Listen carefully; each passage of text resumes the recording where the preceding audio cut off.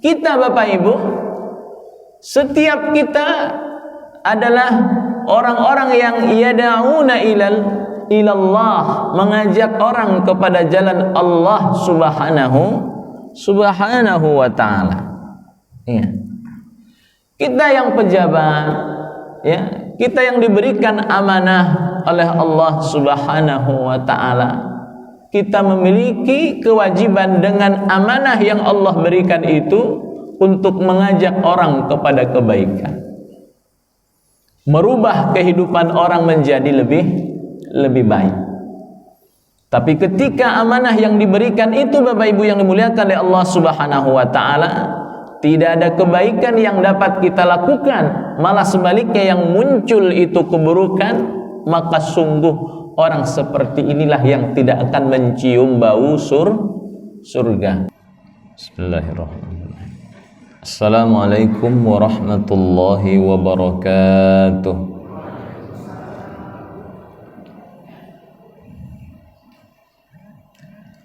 Alhamdulillah wassalatu wassalamu ala Rasulillah wa ala alihi wa ashabihi wa mawalah. Ashhadu an la ilaha illallah wa ashhadu anna Muhammadan abduhu wa rasuluh. Allahumma salli wa sallim wa barik ala sayyidina Muhammadin wa ala alihi wa ashabihi wa sallim, amma ba'd. Faqad qala Allah ta'ala fil Qur'anil Karim, qalu subhanaka la ilma lana illa ma 'allamtana innaka antal alimul hakim. Allahumma 'allimna ma yanfa'una wanfa'na bima 'allamtana wazidna ilma. Rabbi shrah li sadri wa yassir li amri wahlul 'uqdatam min lisani yafqahu qawli. Hadirin Bapak Ibu yang dimuliakan Allah subhanahu wa ta'ala, bersyukur kita kepada Allah di pagi hari ini atas segala karunia yang Allah berikan kepada kita yang begitu besar, yang begitu banyak, di mana sampai kapanpun kita tidak akan mampu untuk menghitungnya.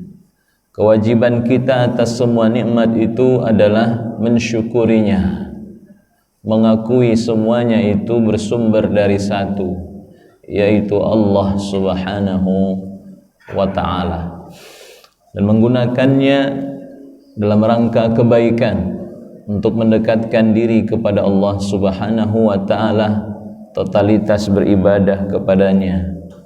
Salawat dan salam untuk Nabi Yuna Muhammad sallallahu alaihi wasallam yang merupakan qudwah, uswah dalam kehidupan kita, teladan dalam kehidupan ini, dalam berakidah, dalam ibadah, dalam berakhlak dan berbudi pekerti.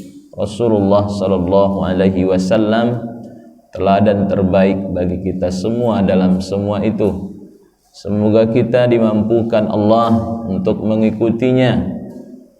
Allah berikan kepada kita semua taufiknya untuk mengikuti sunnah Nabi Muhammad sallallahu alaihi wasallam. Dan juga kita berdoa semoga di yaumil akhir nanti kita mendapatkan syafaatnya, dikumpulkan dalam surga yang sama dengan Rasulullah sallallahu alaihi wasallam dan orang-orang terbaik dari kalangan hamba Allah dan umatnya Rasulullah sallallahu alaihi wasallam, ma'an nabiyyin was-siddiqin wasyuhada was-salihin wa hasuna ulaika rafiqa. Baik, kaifa halukum? Bagaimana kabar Bapak Ibu semua? Sehat walafiat. Semoga semuanya panjang umur, diberikan usia yang berkah, sehat badan dan rezeki yang dilapangkan oleh Allah subhanahu wa ta'ala. Baik hadirin ma'asyiral muslimin, kita lanjutkan kajian tadabbur kita pada pagi hari ini, kita mulai dengan firman Allah Subhanahu wa ta'ala.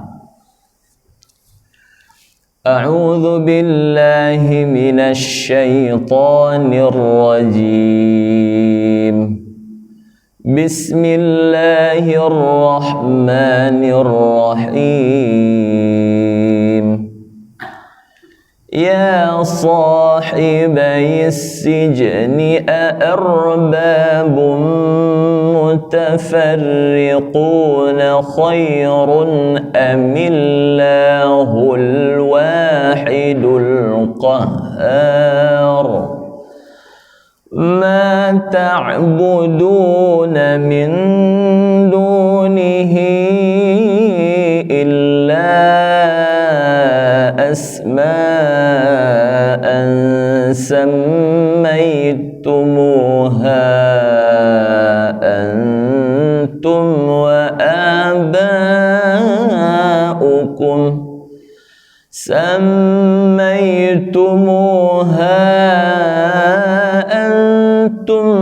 aba'ukum ma anzalallahu biha min sultan inil hukmu illa lillah amara an la ta'budu illa iyyah dzalika ad-dinul qayyim walakinna aktsaran nasi la ya'lamun. Baik, sadaqallahul azim. Hadirin Bapak Ibu yang dimuliakan Allah Subhanahu wa ta'ala. Nabda bis soal, kita mulai dengan pertanyaan supaya semakin segar pagi ini dan tidak ngantuk. Surat yang dibacakan tadi itu Bapak Ibu, itu terdapat dalam ayat yang dibaca tadi itu terdapat dalam surat apa? Kira-kira. Nah, kalau tidak pasti jawabannya kira-kira. Di situ ada kata as-sijni. Sijnun. Apa arti sijnun, Bapak? Sijn, zanzana, ya. Penjara. Nah, kira-kira ketika Al-Qur'an membahas atau menggunakan kata penjara, itu pikiran kita, benak kita itu langsung nyangkut ke Nabi siapa, Bapak? Kira-kira Nabi siapa, Bapak? Nabi Yusuf. Ya, kenapa langsung nyangkut kepada Nabi Yusuf? Apakah Nabi Yusuf memenjarakan orang atau ianya yang dipenjara? Ianya yang dipenjara. Insyaallah berarti sudah ada informasi yang masuk terlebih dahulu, ya. Nabi Yusuf pernah dipenjara. Baik, mari kita lihat artinya Bapak Ibu yang dimuliakan Allah Ta'ala. Ya sahibai sijni a'arbabun mutafarriquna khairun amillah. Wahai kedua penghuni penjara, manakah yang baik? Tuhan-Tuhan yang bermacam-macam itu, ataukah Allah yang maha perkasa, Al-Wahidul Qahhar, yang maha esa, yang mana dan yang maha perkasa? Pertanyaannya tadi itu, mana yang lebih baik? Tuhan yang bermacam-macam atau Tuhan atau Allah yang maha esa dan yang maha perkasa? Ini pertanyaan siapa Bapak Ibu? Pertanyaan Nabi Yusuf alaihi salam kepada sesama rekannya yang ada dalam penjara. Dari pertanyaan ini kita menangkap, Bapak Ibu yang dimuliakan Allah Subhanahu wa ta'ala, ternyata Nabi Yusuf alaihi salam sewaktu ia di penjara, ia masih berdakwah, ia masih melakukan yang namanya dakwah, mengajak orang kepada kebaikan, mengajak orang kepada iman, kepada tauhid, mengesahkan Allah Subhanahu wa ta'ala, padahal ia sedang di penjara. Umumnya Bapak Ibu, ketika orang di penjara itu stres atau tidak, tertekan atau tidak, pusing atau tidak.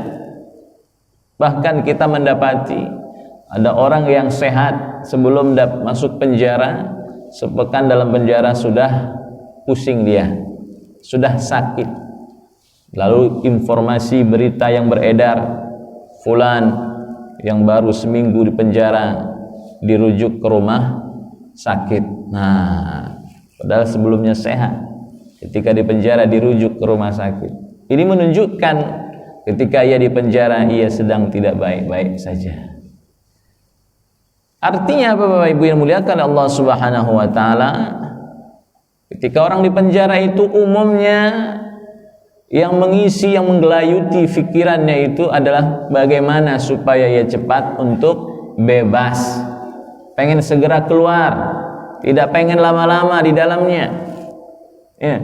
Karena di dalam penjara kehidupannya berbeda dengan luar penjara. Apalagi orang yang sehari-harinya hidup dalam kemewahan, hidup serba berkecukupan, tiba-tiba di penjara semua dibatasi, ya. Semua kebutuhan dibatasi, semua fasilitas dibatasi, ya stres dia. Tapi Nabi Yusuf alaihissalam tidak demikian. Nabi Yusuf masih menyempatkan untuk memikirkan hal yang paling utama dalam hidupnya. Apa itu? Dakwah. Nabi Yusuf memahami visi utamanya dalam hidup ini adalah ibadah dan mengajak orang kepada Islam, kepada iman, kepada tauhid, dan itu misi setiap nabi. Ani'budullaha wajtanibut taghut. Misi daripada setiap nabi mengajak orang kepada menyembah Allah Subhanahu wa ta'ala dan menjauhi sesembahan selain Allah, yaitu taghut itu sesembahan selain Allah Subhanahu wa ta'ala. Dan ini pertanyaan Nabi Yusuf alaihissalam kepada orang-orang yang dalam penjara itu, menurut kalian mana yang lebih baik? Tuhan yang macam-macam itu, yang rupa-rupa itu, atau Allah yang Maha Esa dan Maha Perkasa, dan seterusnya.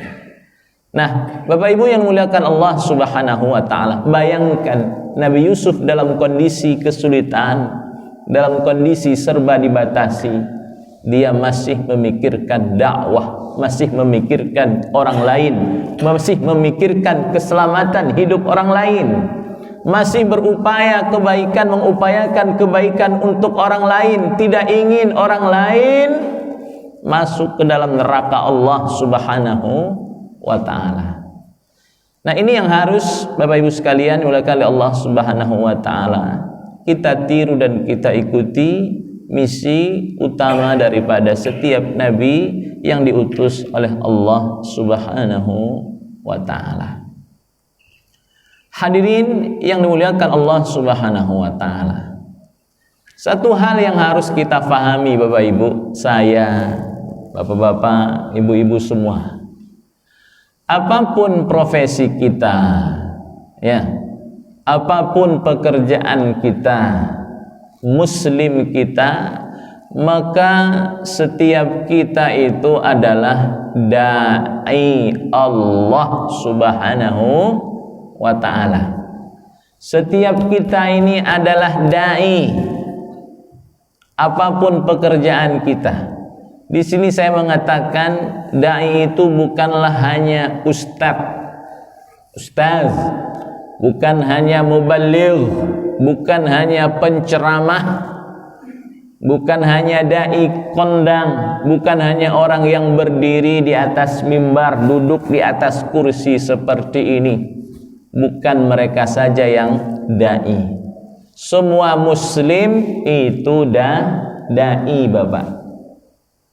Saya, bapak-bapak, ibu-ibu, dengan segala pekerjaannya, profesinya, apapun yang sedang dikerjakan olehnya, dia menjadikan semua itu sebagai wasilah baginya untuk mengajak orang kepada kebaikan. Memang sih orang mengenal yang namanya dai itu adalah orang yang pinter berceramah. Apalagi ada tayangan-tayangan di televisi dai Indosiar. Jadi identik yang dai itu hanya yang bisa berceramah. Padahal dai itu bermacam-macam. Banyak Bapak Ibu, tidak hanya yang berceramah. Seorang pejabat muslim, dia dai, mengajak kepada kebaikan. Yang namanya dai itu Bapak Ibu ada dua. Dai ilallah atau dai ilan nar. Al-Quran menyinggung itu dalam surah Al-Baqarah. Ya, apa bunyi ayatnya itu dalam surah Al-Baqarah? Ya, Allah menyinggung dalam surah itu, ya, tentang ada dua orang yang mengajak, yang satu yad'una ilallah, mengajak kepada Allah Subhanahu wa taala, yang satu lagi mengajak kepada neraka Allah Subhanahu wa taala. Nah, kita Bapak Ibu, setiap kita adalah orang-orang yang yad'una ilallah, mengajak orang kepada jalan Allah Subhanahu wa taala. Ya. Kita yang pejabat, ya, kita yang diberikan amanah oleh Allah Subhanahu wa taala, kita memiliki kewajiban dengan amanah yang Allah berikan itu untuk mengajak orang kepada kebaikan, merubah kehidupan orang menjadi lebih baik. Tapi ketika amanah yang diberikan itu Bapak Ibu yang dimuliakan oleh Allah Subhanahu wa taala, tidak ada kebaikan yang dapat kita lakukan, malah sebaliknya yang muncul itu keburukan, maka sungguh orang seperti inilah yang tidak akan mencium bau surga. Kan disinggung dalam hadis Nabi, barang siapa yang diberikan amanah, man yastar'ihillah, dan tidak menggunakan amanah itu sebaik mungkin, lam yajid raihatal jannah, dia tidak akan mencium bau surga. Jangankan masuk surga, nyium baunya aja nggak bisa. Itu orang-orang yang ketika diberikan amanah lalu dia tidak menggunakan amanah itu dengan baik. Bahkan kita mendengar pernyataan seorang muballigh kondang, dia mengatakan pejabat itu dai dengan apa Bapak Ibu? Kebijakannya, tanda tangannya itu Bapak Ibu, tanda tangan yang membuat kebijakan yang baik, ya. Tapi sebaliknya Bapak Ibu yang dimuliakan oleh Allah Subhanahu wa taala, jika tanda tangannya itu digunakan untuk membuat kebijakan yang merusak kehidupan orang lain, mengajak orang lain kepada keburukan, maka sungguh itu adalah seburuk-buruk tanda tangan yang ia lakukan. Nah, Bapak Ibu yang dimuliakan oleh Allah Subhanahu wa taala, tidaklah ada orang yang melakukan, ya, dakwah itu dalam kondisi apapun, bahkan dalam kondisi sulit ia melakukan itu, dalam kondisi sakit ia tetap melakukan itu, dalam kondisi terjepit dia tidak melupakan itu, dimanapun ia berada ia tetap melakukan hal itu, melainkan orang-orang yang memiliki keikhlasan kepada Allah Subhanahu wa ta'ala. Hanya orang yang ikhlas Bapak Ibu. Seperti siapa di sini disebutkan selain Nabi Yusuf alaihissalam dan juga Nabi Muhammad sallallahu alaihi wasallam dan para anbiya secara keseluruhan, di antaranya adalah seorang imam yang bernama Al-Imam As-Sarakhsi, ya, orang yang terkenal kemasyhurannya, imam yang populer pada masanya. Apa yang terjadi dengan diri sang imam ini? Ia dipenjara. Loh, kok bisa dipenjara? Padahal ia seorang imam. Bisa. Orang terkenal bisa dipenjara, alim ulama bisa dipenjara. Di Indonesia, Bapak Ibu, siapa tokoh masyarakat, ulama besar kenamaan, tapi ia dipenjara? Siapa dia? Mungkin sezaman dengan Bapak Ibu, ya, atau dulu, ya, masih mahasiswa atau sekolah itu sudah terkenal mengenal nama Buya Hamka. Kenapa ia dipenjara? Kenapa Bapak Ibu? Husnuzan kita, ia menegakkan kebenaran. Ia melakukan yang namanya iqamatul hujjah, yang mana itu bisa bertentangan dengan kebijakan yang orang lain. Nah, bahkan dengan pemerintah. Nah, mirip-mirip dengan imam ini. Wa qad sajjanahu, ya, malikut Turk. Ada seorang penguasa, seorang raja yang memenjarakannya. Kenapa ia dipenjara? Karena ia menentang perbuatan sang raja. Ya.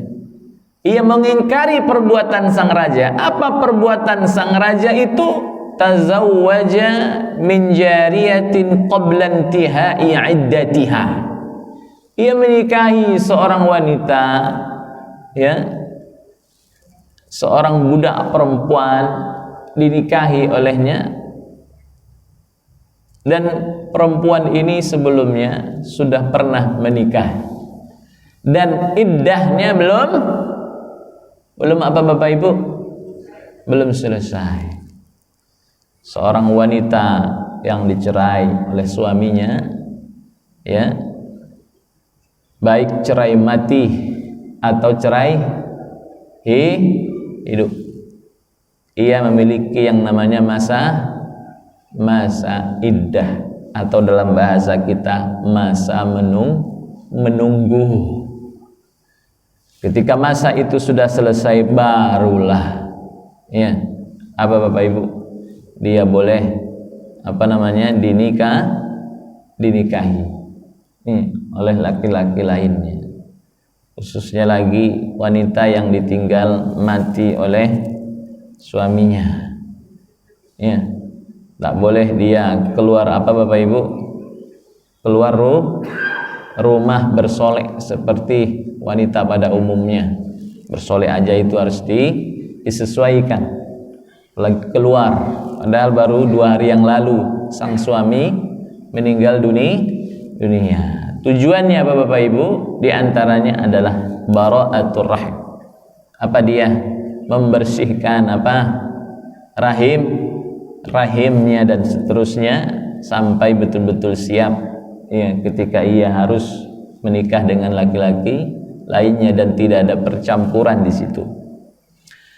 Nah, Bapak Ibu yang dimuliakan oleh Allah Subhanahu wa taala, fa angkaral Imam As-Sarakhsi ini mengingkari perbuatan raja itu. Enggak boleh melakukan hal itu. Enggak boleh itu.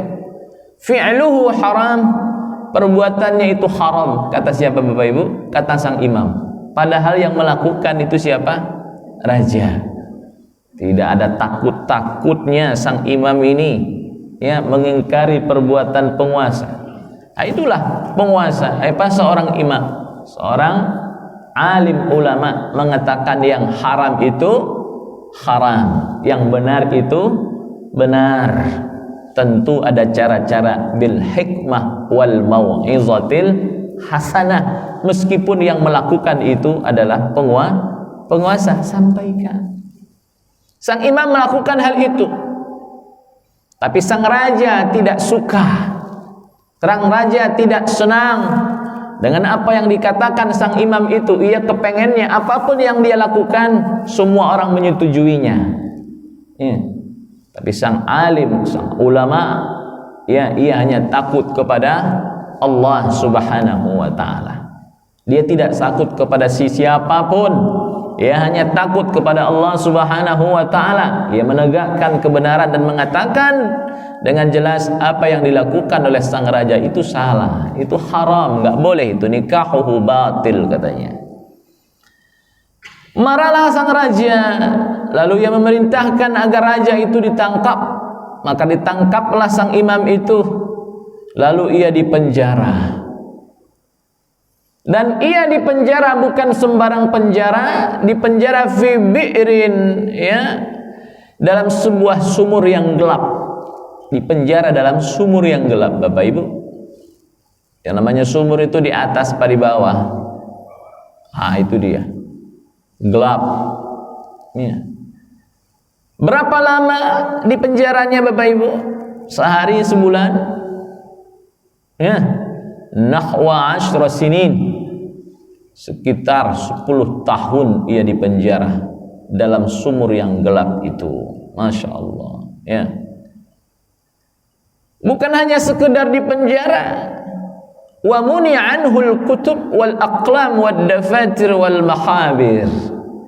Sang imam tidak boleh berinteraksi dengan buku, tidak boleh berinteraksi dengan pena, tinta. Artinya ia nggak boleh melakukan aktivitas lain selain hanya mendekam di penjara itu. Nggak boleh dia baca buku, nggak boleh dia menulis, tidak boleh dia menggunakan penanya.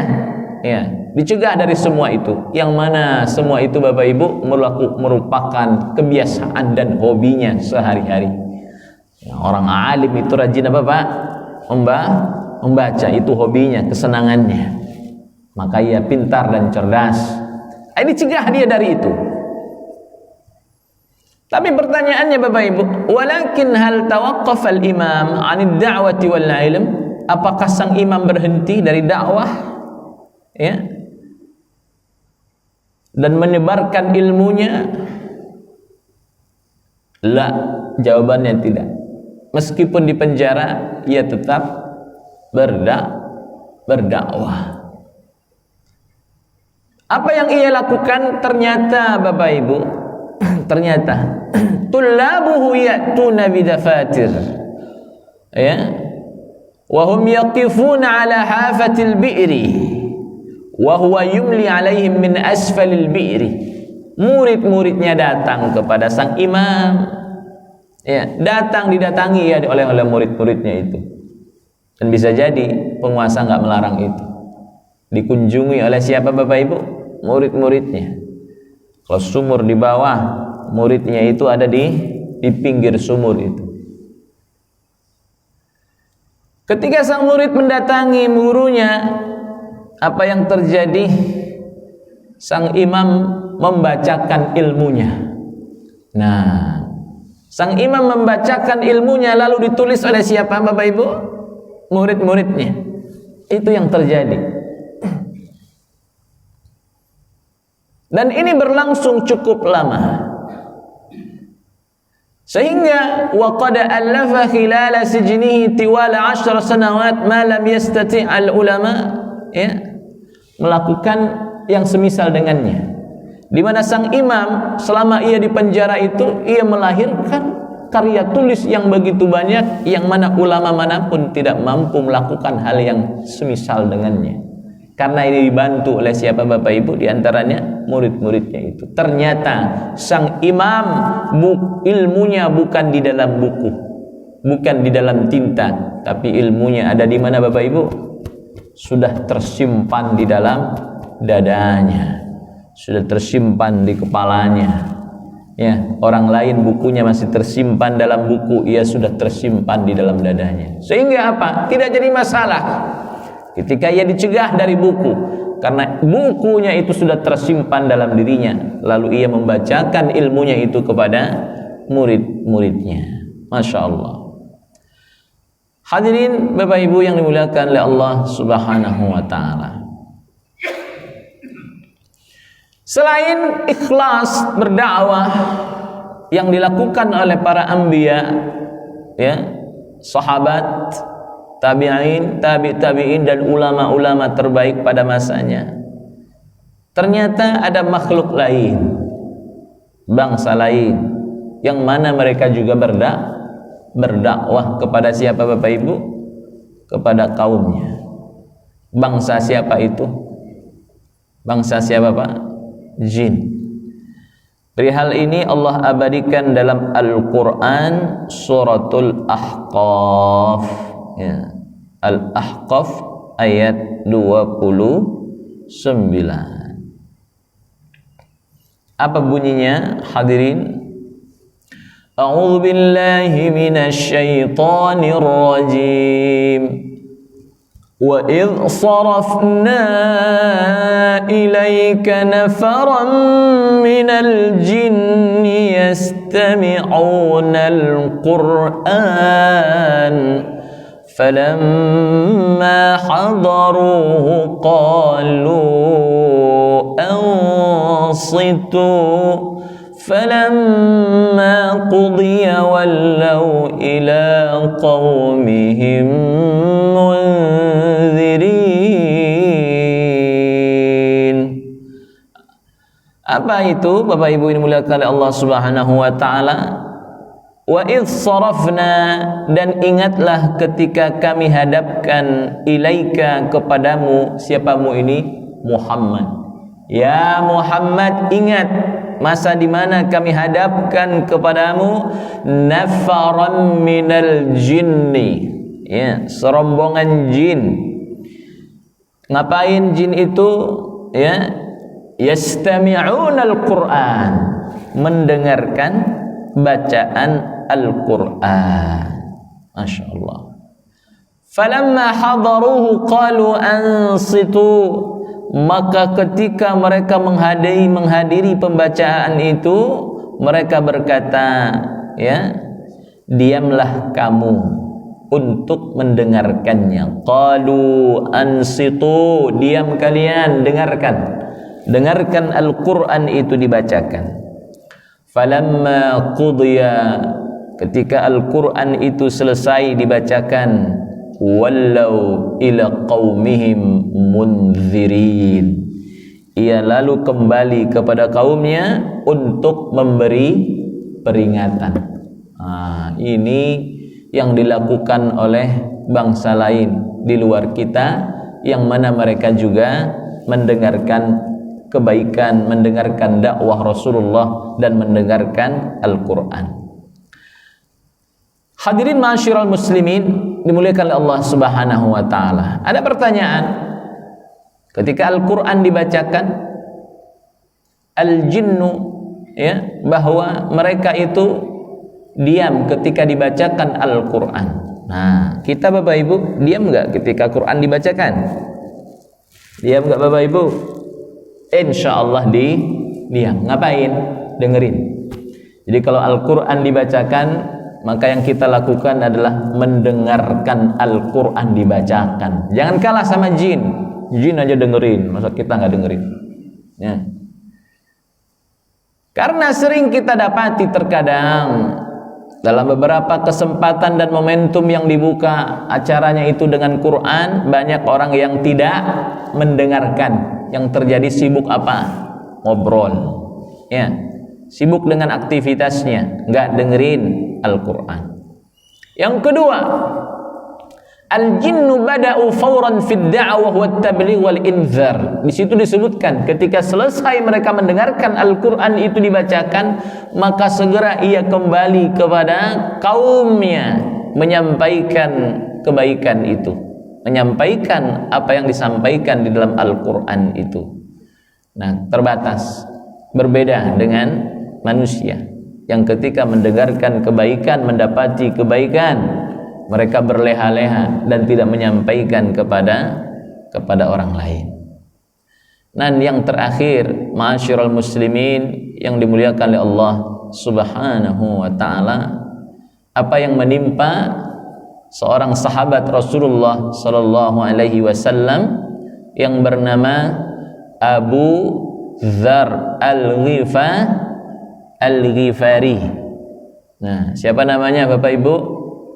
Abu Dzar Al-Ghifari. Apa yang terjadi dengan Abu Dzar Al-Ghifari ini? Dulunya ia tidak beragama Islam. Ya, agamanya enggak Islam.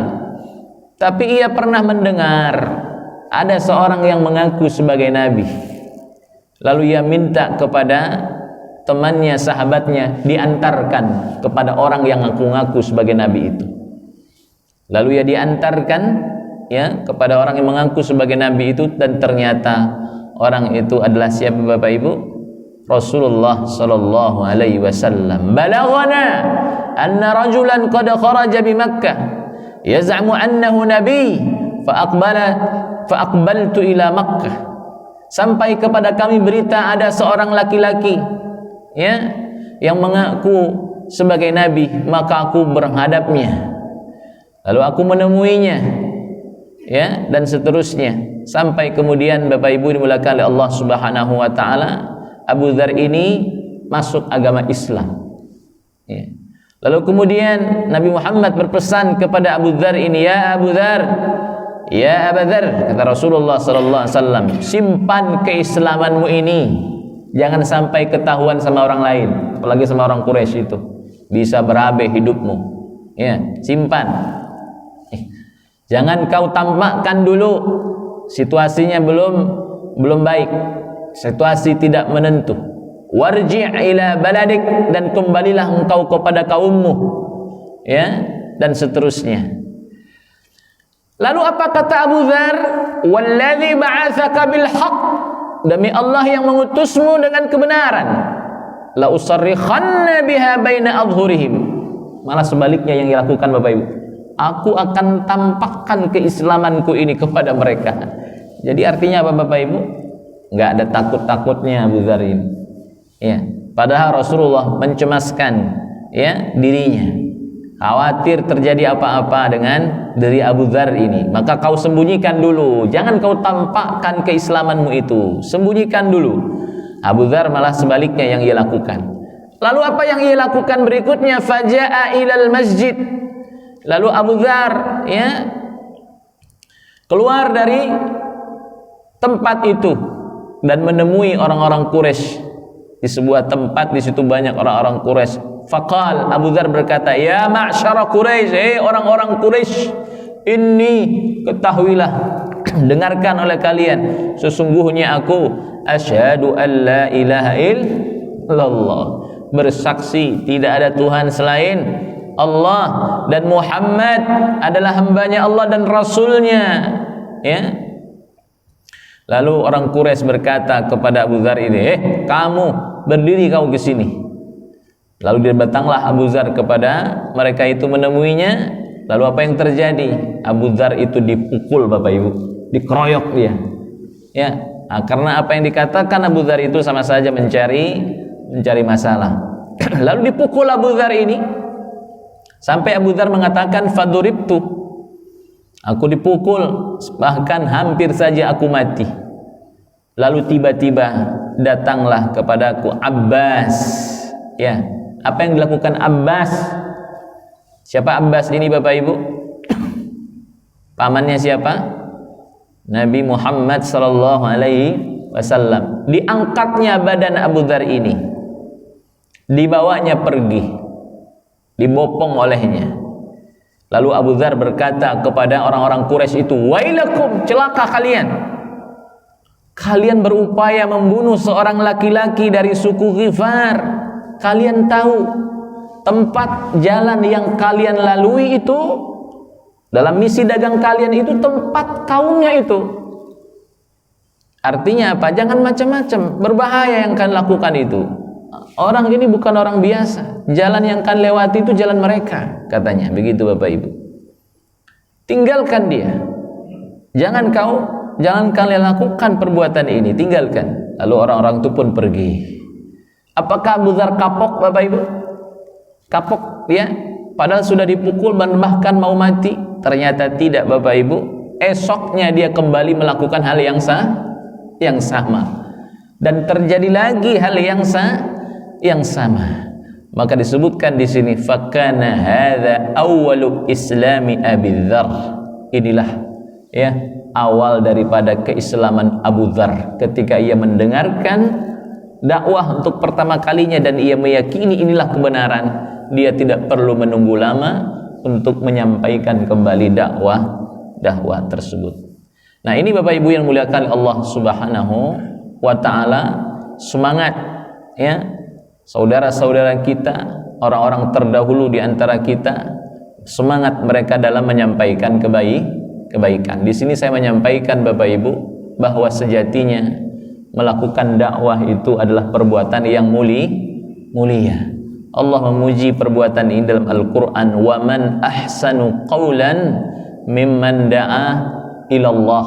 Maka adakah ya perbuatan atau perkataan yang lebih baik daripada orang yang menyeru kepada jalan Allah Subhanahu wa taala. Dan bahkan hadirin Bapak Ibu yang dimuliakan oleh Allah Subhanahu wa taala, dengan melakukan dakwah ini maka ini menjadi hujjah bagi kita di hadapan Allah Subhanahu wa taala, karena nanti kita ditanya perihal ini, sudahkah kau menyampaikan kebenaran yang kau ketahui? Ya, maka jawabannya nanti di hadapan Allah, ya Rabb balaghtu, ya Rabb sudah kebaikan itu, ya berita kebaikan ini sudah aku sampaikan. Termasuk Islam ini sudah kau dakwahkan, sudah kau sampaikan. Maka orang yang melakukan dakwah, ia punya hujjah di hadapan Allah, ya Rabb, sungguh aku telah menyampaikan dakwah ini kepada orang lain yang ada di sekitarku. Nah, kesempatan ini saling mengingatkan, saya kembali mengingatkan diri kita semua. Hadirin Bapak Ibu semua, mari kita kembali kepada jalan Allah Subhanahu wa taala, khususnya dalam melakukan dakwah kepada orang-orang yang ada di sekitar kita. Minimal kita mengajak kepada kebaikan orang-orang terdekat kita, keluarga kita, kerabat kita, tetangga kita, dan orang lain tentunya. Adanallahu wa iyyakum ajmain. Qulu qawli hadza, wassalamu alaikum warahmatullahi wabarakatuh. Waalaikumsalam warahmatullahi wabarakatuh. Ada yang mau bertanya? Ibu.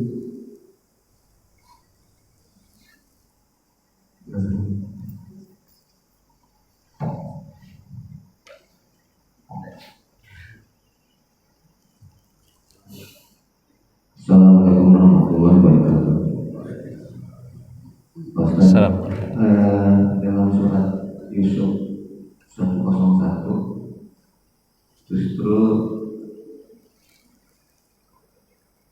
Nabi Yusuf memohon kepada Allah untuk diwafatkan setelah belum mendapatkan kekuasaan sebagai kekuasaan dan akil mimpi yang Allah anugerahkan kepadanya. Nah, kemudian sampai sebegitu jauhnya Nabi Yusuf memohon kepada Allah untuk diwafatkan, dan satu-satunya Nabi barangkali yang memohon. Artinya bagi manusia juga boleh ketika diberikan puncak kenikmatan luar biasa itu terus memohonkan diwafatkan. Apa latar belakang seperti ini, Ustaz? Mohon penjelasannya. Ayat berapa Pak? 101, kita bacain aja.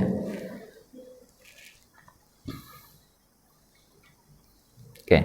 Bunyinya adalah Rabbi qad ataitani minal mulki wa 'allamtani min ta'wilil ahadits fatiras samawati wal ardi anta waliyya fid dunya wal akhirah tawaffani muslima wa alhiqni bis-salihin. Nah, ini bunyinya Bapak. Redaksinya yang Bapak sampaikan tadi, bunyinya adalah tawaffani musliman wa alhiqni bis-salihin. Ya Allah, wafatkan aku dalam keadaan muslim dan gabungkanlah aku dengan orang-orang yang soleh. Doa ini Bapak baca enggak? Bapak Ibu baca enggak? Hah? Dibaca atau tidak? Ini juga doanya saya. Ya, doa Bapak kita, Ibu semuanya. Redaksinya cukup bagus.